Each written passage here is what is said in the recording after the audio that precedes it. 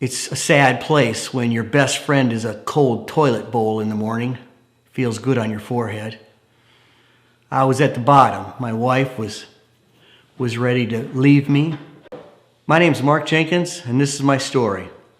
When I was in 9th grade, we moved to a different town.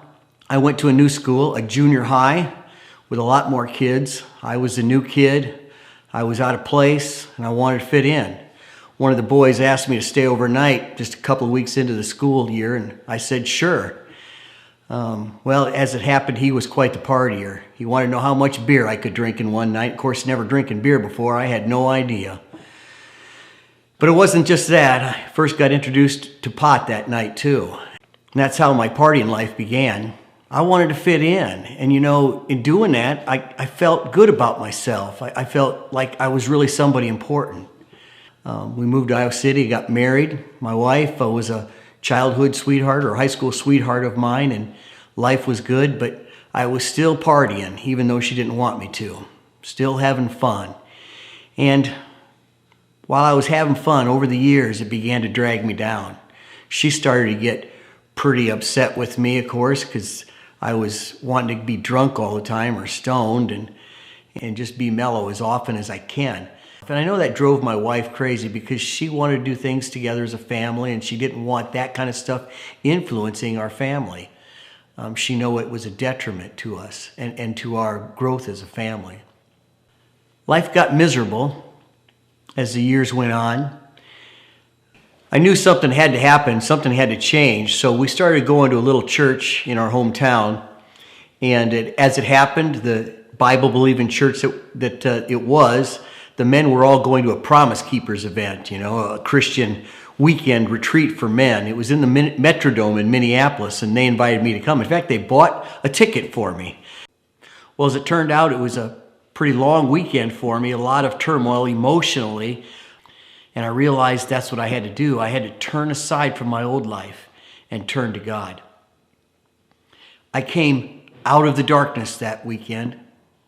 God reached into the miry pit that I was in and pulled me out. And he set my feet on solid ground.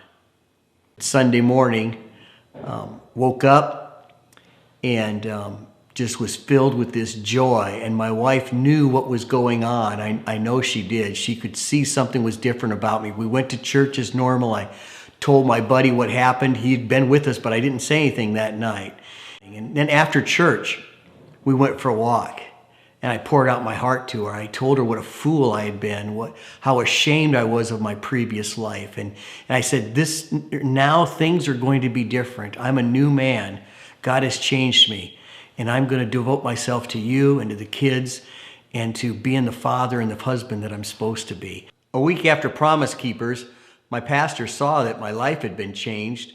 And he invited us, my wife and I and the kids, to come to Cedar Springs Camp for a family camp meeting, he called it.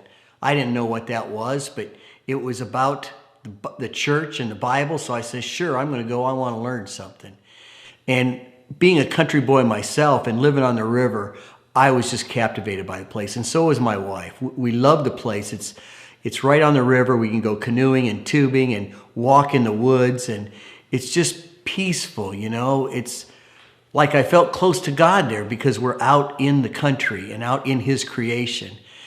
I remember talking to Teresa that week when we were here, and we said, man, wouldn't it be cool if God gave us this job to manage this place? Wouldn't that be neat?